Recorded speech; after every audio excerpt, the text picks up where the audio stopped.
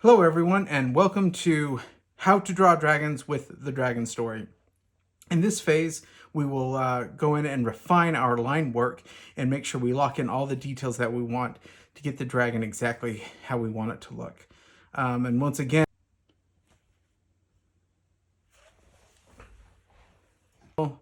the artist drawing glove and the charger. You'll notice it's always helpful to have power to power your iPad when it's down to 1%. So just a reminder, always make sure you have your charger with you. And so, just in review, phase one, we blocked out the shape, the rough sketch. Then we created a new layer where we ended up refining, creating some of the line work. And then in this phase, we're just going to refine that line work. Just go back over it, make sure it's exactly how we want it, add a few more details, and just get ready for the shading, texturing, and detailing phase. I'm not going to make a new layer. Sometimes I create a new layer with each new phase, but this one I think is fine, because this one is when I'll come back in and just look at the line work that I created and see. Oh. See, sometimes I've noticed my line work will be really thick, and so sometimes I just have to scribble with my Apple Pencil. I don't know if anyone else has experienced that. But like what I mean by some of the details, I'll see this line, I'm like, well, that's kind of thick and chunky. Let me come back in and clean that up. You know, add some of those really thin eyelid folds that come in here.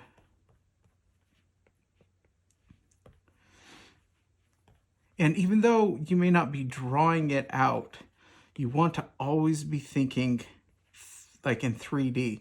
Like this shape wraps around like that. And this shape kind of wraps around in 3D space. So it's like you want to be sculpting it in your mind, because then that really helps when you get to the shading phase. And so even though we're drawing in 2D, you want to think 3D all the time. You know, a lot of dragons have, you know, that mean sort of like scale around its eye. This one I don't see as making it very pronounced. Obviously, he will need some kind of structure that kind of forms into the snout.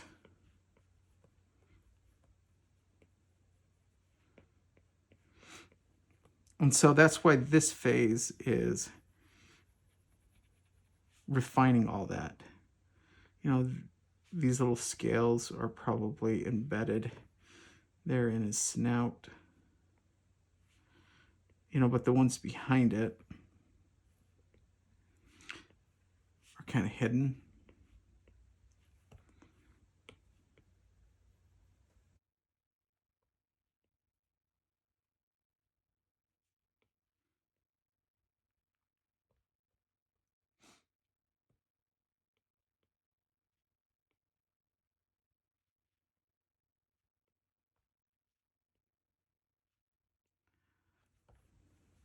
So again, each phase gets a little bit more tedious, but it all builds.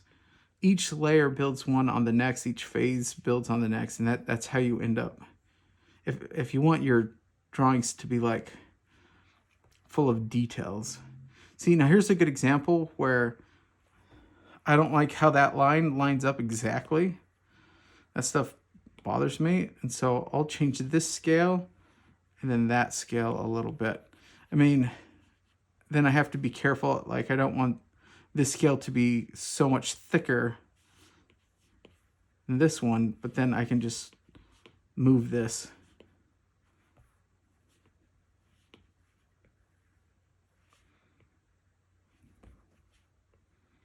And I do the line work in two different phases because I can go really fast and lay out some of the scales along its spine. But then now I get a chance to really connect them and make sure that they're not completely off base like this one.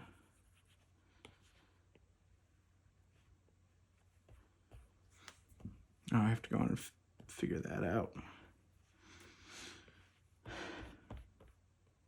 But once again, you're thinking in 3D how the back of his head turns into the horn, how the cheekbone horns connect to the back of its skull. You know, and maybe there's like a few details here. You know, this is when we think about how the skin may wrap around the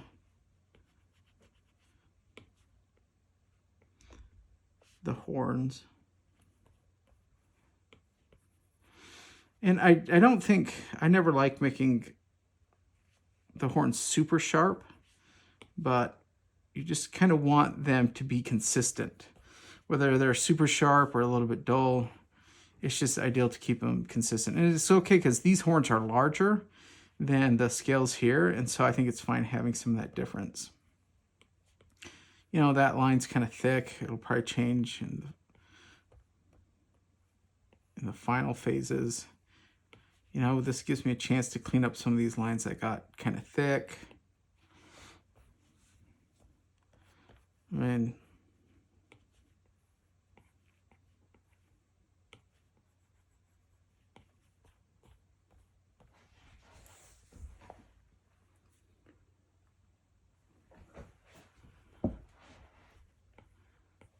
checking the jawline. I like how that fits, how the jaw muscle connects.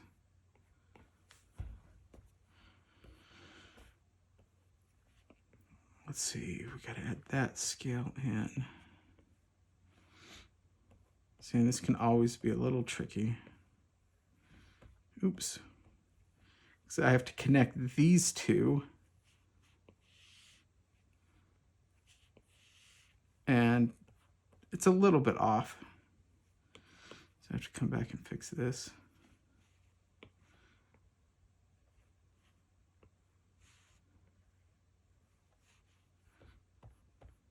Oh, and maybe adjust the curvature of this one.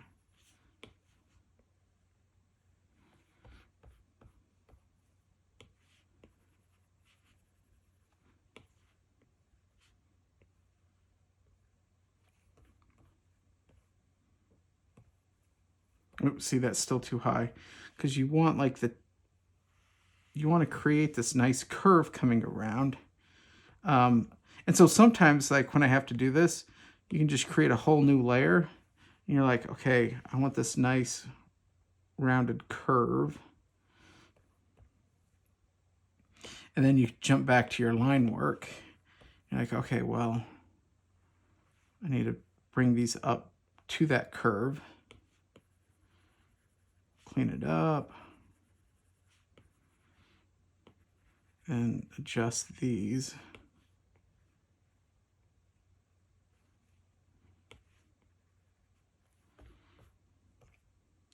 Oops. Yeah, because then you discover all sorts of interesting things. You're like,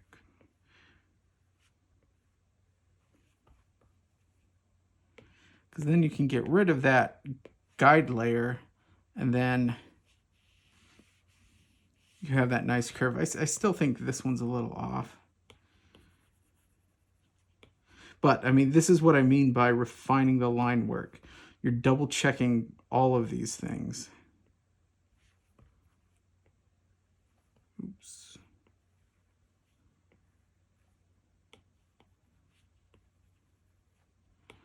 You're making sure your line work's clean.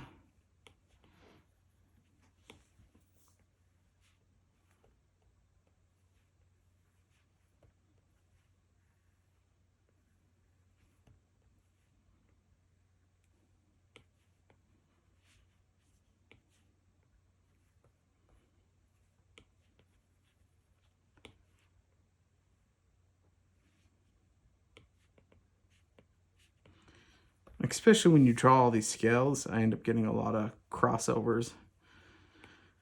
And so that's why I like blocking them out first. And then coming back and adding this detail in.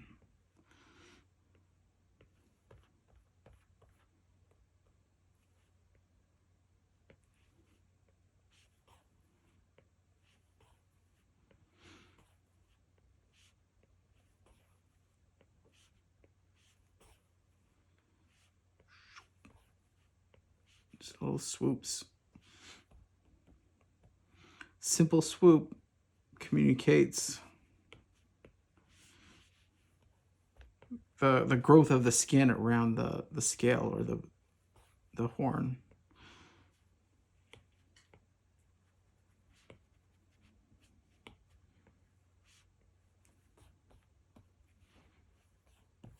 Maybe I'll add a couple more.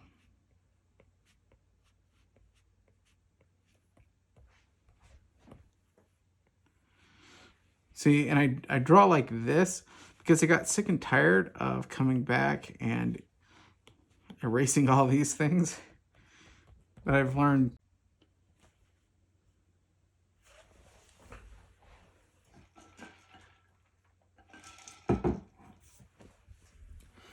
Hello everyone, and welcome to How to Draw Dragons with the Dragon Story. This is the next phase, or I guess phase 3. I haven't really officially mapped it out, but maybe I'll type it up and post it or something. But this phase, we're going to go in and refine the line work detail of our dragon drawing. Once again, the equipment, iPad Pro, pencil, the glove, and specifically a charger, because it's you can't really draw when your iPad dies. So I was down to 1%, so I had to plug it in. So always a reminder, pack your charger with you wherever you go.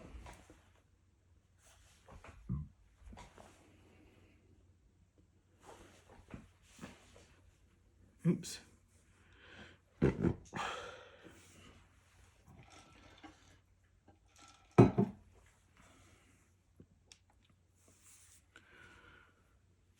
Hello everyone, and welcome to How to Draw Dragons with the Dragon Story.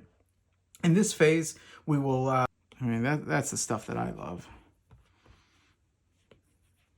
I want to create a world where the drawing looks great, but the longer you look at it, the more things you discover. But just a heads up, be careful. That sort of stuff takes a long time. Then I think, what the heck am I doing? Why am I doing this? No one's seeing all these details. But that's okay. I want to say it's your world. It's your dragon. You do what you want.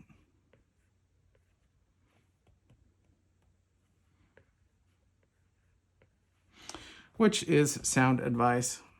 See, I got some line quality that doesn't match. Which, again, it might disappear when you create the final pass. But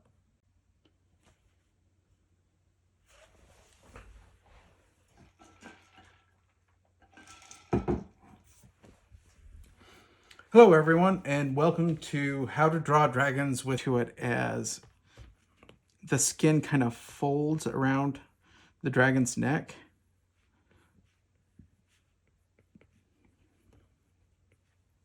Oh, let's see, I've got that crisscrossy line. You want your lines to feel flowy and organic.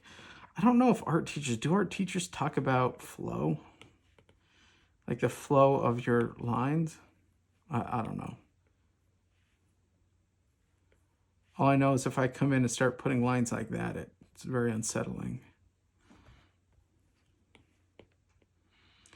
You know, and maybe this dragon has, you know, a little bit of a scale texture that helps, that kind of follows the edge of that neck muscle.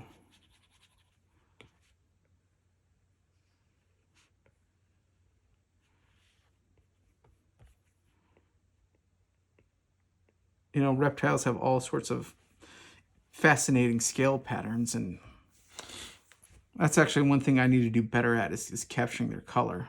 Well, maybe I do that now. Maybe that's another phase. It's a challenge to myself. I mean, then we can start discovering these things together. That'd be awesome.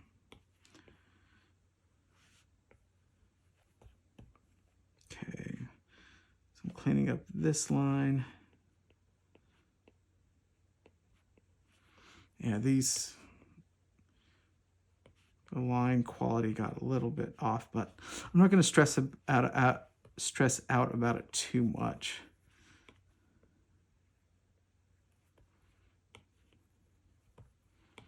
But the whole purpose of this is to make sure all your lines are serving the purpose that they're intended for.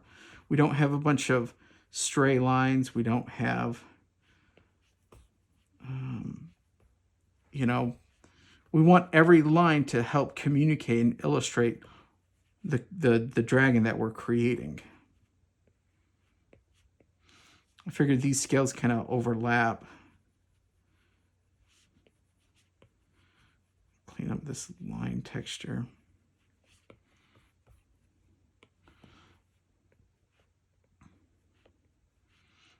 Oops. You know, maybe he has like some scale patterns right here. Okay, so let's connect this.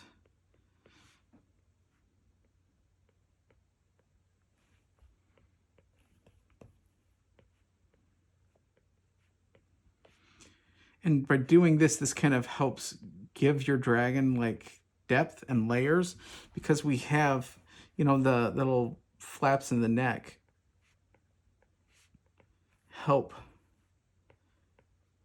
create dimension.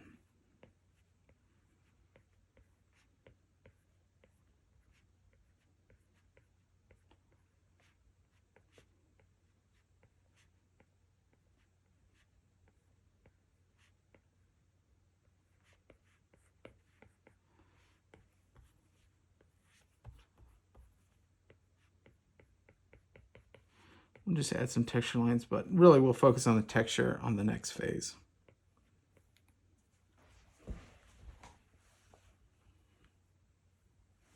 Let's see.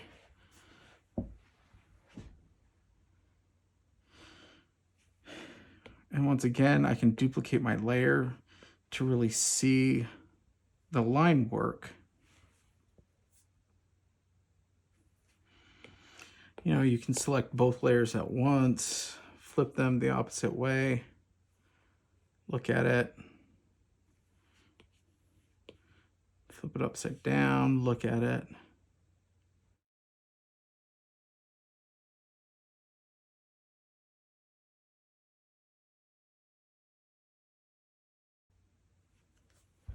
Okay, so once you kind of analyze your drawing, you check for anatomy, muscle structure, line work, getting it exactly how you want. This is what would conclude the third phase, where we are refining our line work. So the next step then jumps into shading and final details. So on to the next phase. Thanks again for watching.